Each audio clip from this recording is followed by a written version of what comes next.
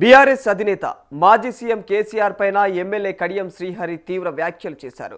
వరంగల్ జిల్లాను కేసీఆర్ 6 భాగాలుగా విభజించారని, అలా చేయొద్దని తాను కోరినా కూడా ఇక ఆయన పట్టించుకోలేదన్నారు. మరి ఇప్పుడు పేరుకు మాత్రమే వరంగల్ జిల్లా ఉంది అని, అసలు పరిపాలనలో గందరగోళం సృష్టించారని చెప్పేసి ఆయన విమర్శించారు.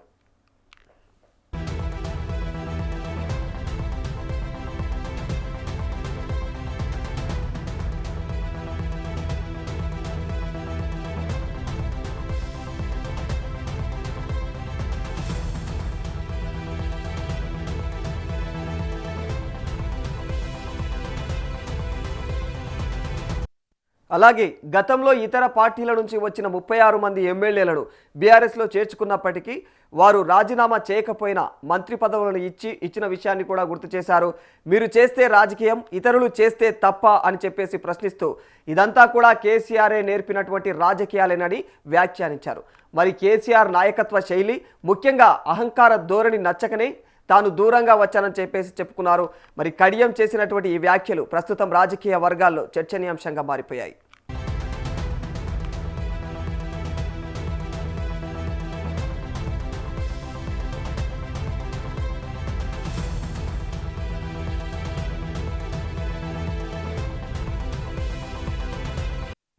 కడియం శ్రీహరి గతంలో బీఆర్ఎస్లో కీలక నేతగా, డిప్యూటీ సీఎంగా అయితే పనిచేశారు. కానీ గత అసెంబ్లీ ఎన్నికల తర్వాత ఆయన కాంగ్రెస్ పార్టీలో చేరారు.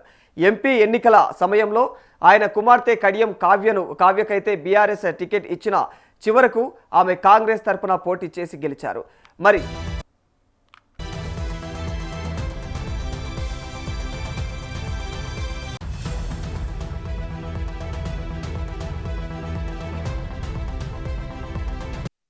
పార్టీ మారిన తర్వాత కూడా కడియం కేసీఆర్ పైన ఇంత తీవ్రంగా స్పందించలేదు.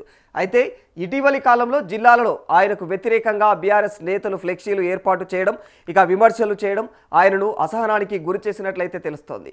మరి ఈ పరిణామాల మధ్య ఆయన నేరుగా కేసీఆర్ పై విమర్శలు చేయడం ఇప్పుడు మరింత సంచలనంగా మారిపోయిందని చెప్పుకోవాలి. మరి ఈ విభజన వల్ల అయితే పరిపాలన సౌలభ్యం పెరుగుతుందా లేదా గందరగోళం పెరిగిందా అన్న ప్రశ్నను ఆయన అయితే లేవనెత్తారు. మరి జిల్లాలను చిన్న చిన్న భాగాలుగా విభజించడం వల్ల అయితే స్థానిక గుర్తింపు తగ్గిపోయిందని చెప్పేసి కడియం అభిప్రాయాన్ని వ్యక్తం చేశారు.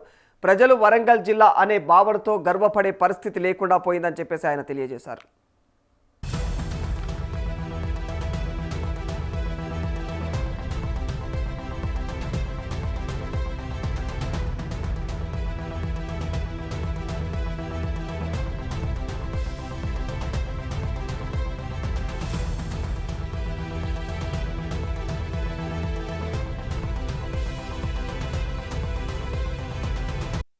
జిల్లాల పునర్వ్యవస్థీకరణ అనేది పరిపాలనా దృష్ట్యా కీలక నిర్ణయం అని చెప్పేసి ఇక్కడ మనం గమనించాలని అన్నారు. మరి కేసీఆర్ ప్రభుత్వం దీనినైతే ప్రజలకు దగ్గర పరిపాలన అందించాలనే ఉద్దేశంతో అయితే చేపట్టింది.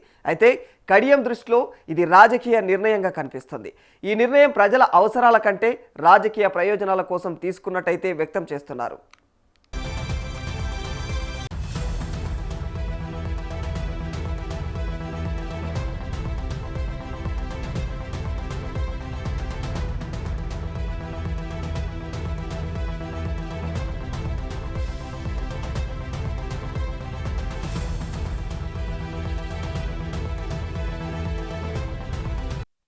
కడియం శ్రీహరి చేసిన వ్యాఖ్యలు భవిష్యత్తులో ఇంకా ఎలాంటి రాజకీయ పరిణామాలకు దారితీస్తాయో చెప్పడం కష్టం.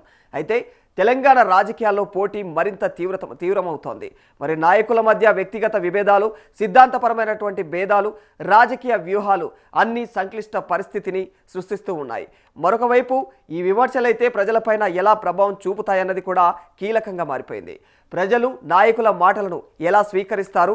వారు ఈ విమర్శలను నిజంగా భావిస్తారా లేక రాజకీయ ప్రయోజనాల కోసం చేస్తున్న వ్యాఖ్యలుగా చూస్తారా? ఈ ప్రశ్నలకు సమాధానం వచ్చే ఎన్నికల్లో ఖచ్చితంగా కనిపించే అవకాశం ఉన్నట్టు తెలుస్తోంది.